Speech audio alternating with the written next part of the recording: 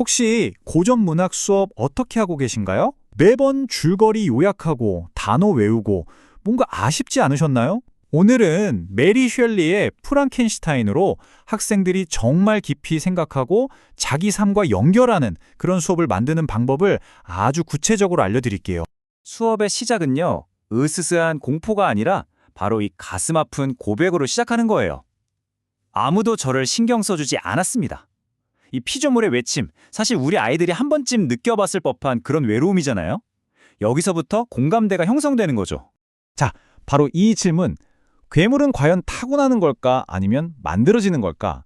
이게 바로 우리가 아이들과 함께 탐구할 핵심 질문입니다. 근데요, 이런 깊은 질문을 그냥 툭 던져주기만 하면 될까요? 아니죠. 아이들이 스스로 탐구하도록 이끄는 수업 설계가 필요합니다. 어떻게 할 수 있을까요?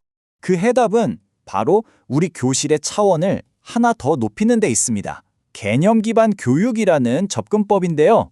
이게 뭐냐면 우리 수업에 진정한 이해라는 아주 결정적인 세 번째 차원을 더해주는 거예요. 그럼 첫 번째 단계, 3차원 교실이 대체 뭔지부터 한번 제대로 알아볼까요? 사실을 아는 것에서 그치지 않고 빅 아이디어로 나아간다는 게 무슨 뜻일까요? 2차원 교실과 3차원 교실, 이게 확 와닿게 비교해 드릴게요. 자, 보세요. 왼쪽이 우리가 흔히 하는 2차원 교실이에요. 누가 나왔지? 무슨 일이 있었지처럼 사실과 기능에 머물죠. 하지만 오른쪽의 3차원 교실은 여기서 한 발 더 나아갑니다. 그래서 이게 우리 삶에 왜 중요한데, 외로움이란 뭘까? 책임이란 뭘까? 이렇게 삶에 적용할 수 있는 빅 아이디어를 다루는 거죠. 진정한 배움은 바로 이 지점에서 시작됩니다. 자, 그럼 이런 3차원 교실을 만들려면 설계도가 필요하겠죠? 개념 기반 학습에서는 이걸 단원 그물이라고 불러요. 말 그대로 학습의 여러 요소들을 그냥 따로따로 두는 게 아니라 촘촘하게 엮어서 하나의 의미 있는 큰 그림을 만드는 과정입니다. 설계의 첫 단추는 바로 개념적 렌즈를 정하는 겁니다. 단원 전체를 어떤 창문으로 들여다볼지 결정하는 거죠. 예를 들어 프랑켄슈타인 수업에서는 관계와 책임이라는 렌즈를 선택할 수 있어요. 그러면 아이들은 모든 사건과 인물을 이 관계와 책임이라는 관점으로 깊이 있게 분석하게 됩니다. 그리고 이 렌즈를 통해 4가지 핵심 학습 과정을 거치게 됩니다. 이걸 스트랜드라고 부르는데요. 첫째, 텍스트의 내용을 파악하는 이해하기. 둘째, 가슴으로 느끼고 공감하는 반응하기. 셋째, 작가의 의도나 사회적 배경을 따져보는 비평하기. 마지막으로 배운 것을 자기만의 것으로 만들어내는 생산하기. 이 4단계가 바로 온전한 문학적 경험의 핵심입니다. 자, 이 표가 바로 우리 수업의 전체 설계도, 단원 그물의 완성된 모습입니다. 한번 자세히 들여다볼까요? 예를 들어 두 번째 스트랜드인 반응하기를 보세요. 우리가 아이들에게 가르치고 싶은 빅 아이디어는 거절과 외로움을 겪는 것이 정체성을 만든다는 거예요. 이걸 어떻게 끌어낼까요? 아주 간단한 영어 질문으로 시작하는 겁니다. 중학교 1학년 수준에 맞춰서 Why is the creature sad and angry? 이렇게요. 이 단순한 질문에서 시작해서 토론하고 글을 쓰면서 아이들은 스스로 저 빅 아이디어에 도달하게 되는 거죠. 정말 강력하지 않나요? 세 번째 단계로 넘어가 볼까요? 바로 사고를 깨우는 질문입니다. 방금 보셨던 저런 안내 질문들이 어떻게 아이들의 사고를 무엇을 아는 수준에서 왜 그럴까를 고민하는 수준으로 발전시키는지 그 구체적인 방법을 알려드릴게요.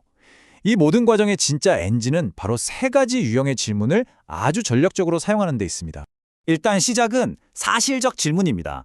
누가 괴물을 만들었지? 처럼 책을 읽었으면 바로 답할 수 있는 질문들이죠. 이건 지식의 기초를 탄탄하게 쌓는 단계라고 보시면 돼요. 그 다음엔 개념적 질문으로 사고를 확장시킵니다. 왜 사람들은 자기랑 다른 존재를 두려워할까? 같은 질문이죠. 이건 사실들을 묶어서 편견, 관계, 책임 같은 더 큰 개념, 즉 빅 아이디어와 연결시키는 다리 역할을 합니다.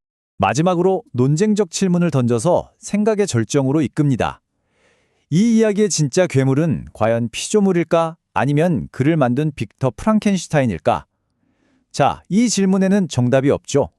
아이들은 자기 주장을 하기 위해 책 속에서 증거를 찾고 논리적으로 설명하고 친구들과 열띤 토론을 벌이게 됩니다. 여러분이라면 누구 편을 드시겠어요? 네 번째 단계.